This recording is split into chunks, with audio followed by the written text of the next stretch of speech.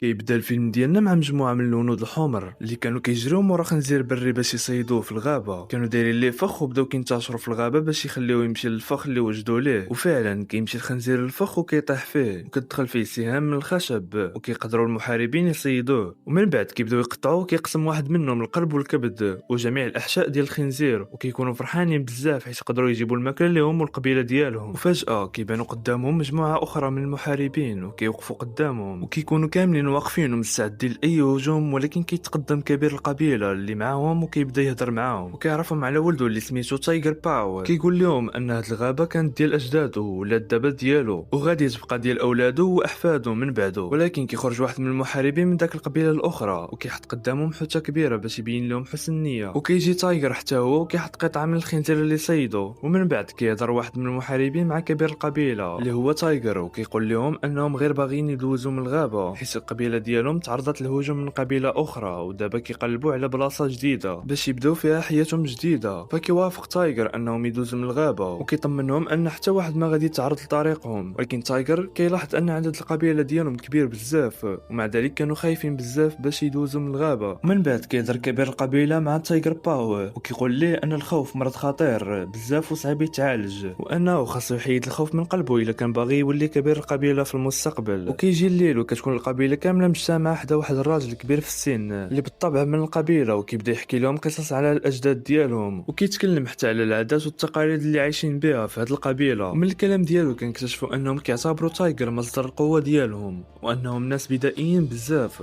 كيحاولوا يقلدوا الحيوانات في كل حاجه كيديروها باش ياخذوا القوه ديالها. وكينصحهم حتى انهم يرضوا بالحياه ديالهم كيف ما هي باش الالهه تحبهم وتعاونهم. وفي الغد كيفيق تايجر مفزوع من كابوس ومن بعد كيسمع تايجر واحد الصوت في الغابه وملي كيخرج يشوف اش واقع كيتفاجئ باللي كاينين محاربين هاجمين على القبيله ديالهم. فكيجري بسرعه كبيره عند المراه ديالو وولده باش ياخذهم ويهرب بهم قبل ما يشوفهم شي حد. وفي نفس الوقت كيكونوا المحاربين بداو يهجموا على القبيله وكيضربوا الناس وكيشدوهم بالحبال وحتى الديور ديال القبيله بداو كيحرقوهم. وفجاه كيدخل واحد من المحاربين عند كبير القبيله باش يهجم عليه ولكن كبير القبيله كيقدر يضربه ويقتلو. وفي نفس الوقت كيكون تايجر خدا المراه ديالو وولده لبلاصه بعيده شويه وكيشدهم بالحبل وكيهبطهم بشويه في واحد الحفره عميقه باش حتى واحد ما يشوفهم. وكيكون الهجوم على القبيله بعنف كبير ولكن المحاربين ما كانوش باغيين يقتلوهم كاملين حيت كانوا باغيين ياخذوهم عبيد عندهم. فكيشدوا اي واحد يلقاوه وكيقتلوا غير اللي كيقوم عليهم او كيقاومهم.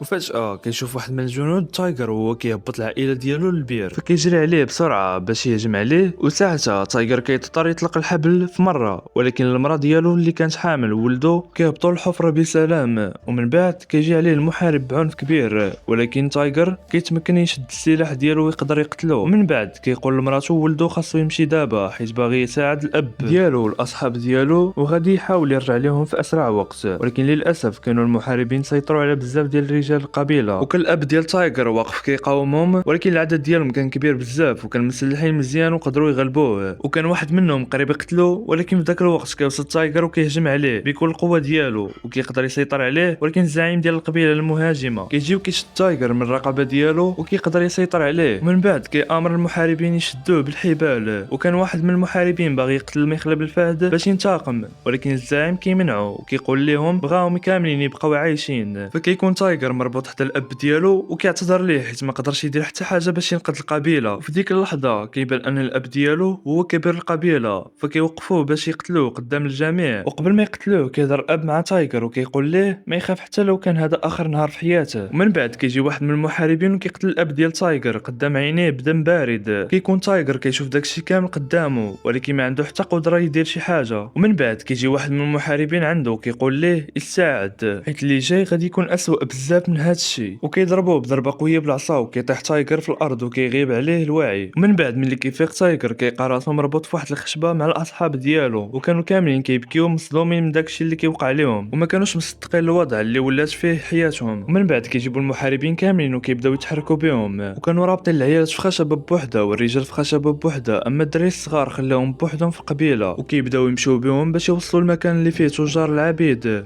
وكانوا محيطين بهم من كل جهه باش حتى واحد ما يهرب. في هاد الطريق كيشوف تايجر داك الراجل اللي عطاه الحوت قبل ملي جاو يدوزو من الغابه، وساعتها كيفهم ان حتى هاد القبيله دازت من نفس المصيبه اللي دازو منها، وكيبقاو غاديين في الغابه. ومن بعد كيدوزو حتى من واحد النهر ودازو من فوق جبل خطير لدرجه انهم كانوا قريب يطيحوا منه. كيجي واحد من المحاربين باش يساعدهم يدوزو، ولكن القائد ديالهم كيمنعو حيت بغى يشوف واش غادي ينقذوا راسهم ولا لا. بالفعل بصعوبه كبيره كيقدروا يدوزو بسلام، وكان المساعد ديال القائد فرحان بهم بزاف. ولكن فجاه كيتفاجئوا بواحد من المحاربين وهو كيفك الحبل من واحد الاسير اللي كان مصاب، وكيطيحوا من فوق الجبل وكيطيح وسط الغابات وكيموت في الحين. كيلاحظ الزعيم داكشي اللي وقع وكيجي يشوف اش واقع، وكيغضب بزاف من المساعد ديالو حيت بسببه خسر واحد من العبيد اللي كان باغي يبيعهم، وكيحذروه باش ما عمره ما يعاود يدير بحال هذا الشيء مره اخرى حيت خاصهم يوصلوا بكل العبيد احياء. ومن بعد كيجي الليل وكيكون الزعيم جالس مع ولده كيقول ليه انه فخور به بزاف، وكيشرح ليه انه هو اللي غادي يولي زعيم القبيله من بعده. كيقول ليه خاصو يتعلم كيفاش يقود المحاربين ديالو بشجاعه باش يقدر يسيطر عليهم.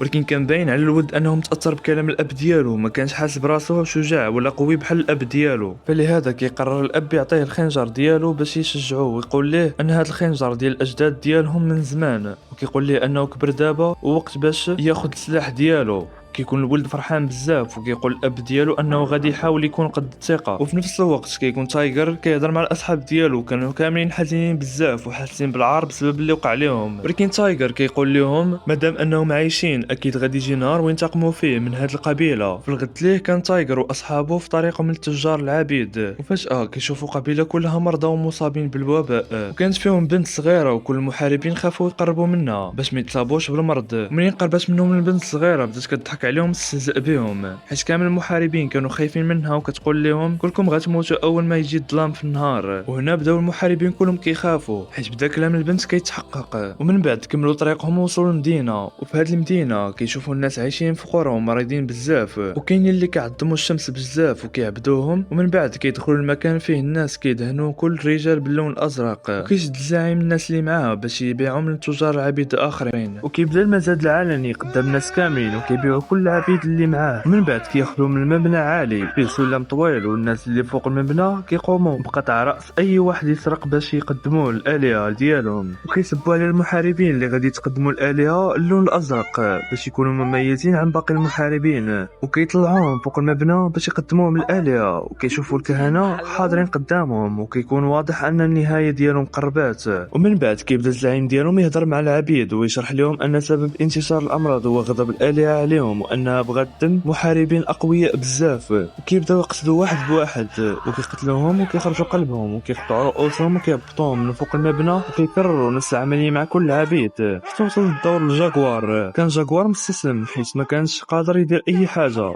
كيبداو يحطوه على الخشب باش يقتلوه، ولكن فجاه كيتفاجئوا بالكسوف ديال الشمس وكيعم الظلام في النهار. كل الناس كيقولوا ان الالهه غضبانه عليهم. ومن بعد كيهضر واحد من الكهنه ويقول لهم ان الالهه مبسوطه عليهم وانها شبعات من الدم ديال المحاربين، والشمس كتعاود ترجع عاوتاني. الناس كلهم فرحوا كيطلقوا جاكوار والناس اللي معاه وكيبقاو عايشين، ولكن كيلاحظوا ان الزعيم خادهم لمكان اخر باش يتخلص منهم بطريقه خاصه، وكيستعمل هذا المكان باش يدرب المحاربين على الاهداف المتحركه. ومن بعد كيكون المكان واسع بحال الملعب، وكيدوي الزعيم وكيقول لهم بلي الا جريتوا من هنا وما تصاب فيكم حتى واحد فديك الساعه غادي تكونوا حرين. بدات جريت اول جوج ديال الناس كيجريو في المكان الواسع باش يهربوا من الموت، والمحاربين كيبداو يضربوا عليهم بالسهام والرماح وكيقتلوهم بسهوله. ومن بعد كيجي واحد من المحاربين باش يتاكد من انهم ماتوا، كيجيو عنده ويقول ليه دابا الضوء عليك وها الوقت اللي غادي تموت فيه. فكيبدا جاكوار يجري بكل القوه ديالو هو والشخص اللي معاه، وما كيجيش في خط مستقيم باش يشوش عليهم وما يقدروش يقتلوهم بسهوله. ولكن خلال الهروب كيتصاب جاكوار في جنبه وكيطيحوا بجوج على الارض، وكيجي ابن الزعيم باش يكمل عليهم، ولكن كينوض صاحب جاكوار فجاه وكيمسك رجل ابن الزعيم وكيكسر السهم اللي في جنبه وكيضربوا على الرقبه ديالو وكيقدر يقتلو. ومن بعد كيخرج باقي السهم من ظهره وكيبدا يجمع القوه باش يكمل الهروب حتى يوصل لاول الغابه. الزعيم كيكون تصدم من موت ولده وكيجري باش يطمن عليه، كيشوفوه هو ميت وكيغضب بزاف. جاكوار كيكمل الهروب داخل الغابه ولكن كيطيح في بركه عامره بالطين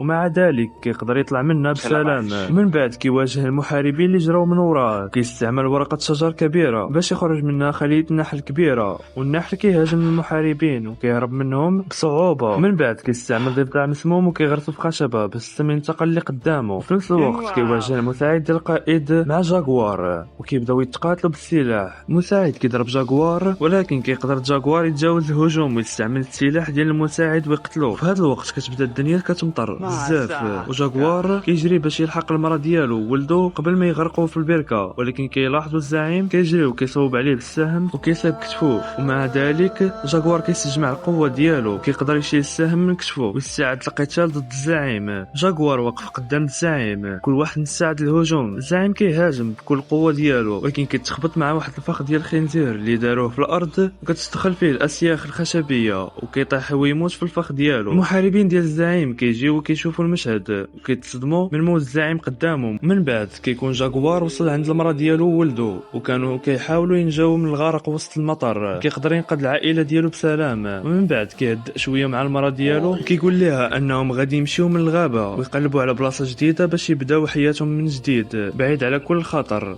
بهذه الطريقه كيسالي الفيلم ديالنا. الا بغيتوا شي فيلم اخر ديروا لايك وسبسكرايب وكتبوا لي في الكومنت السميه ديال الفيلم الجاي.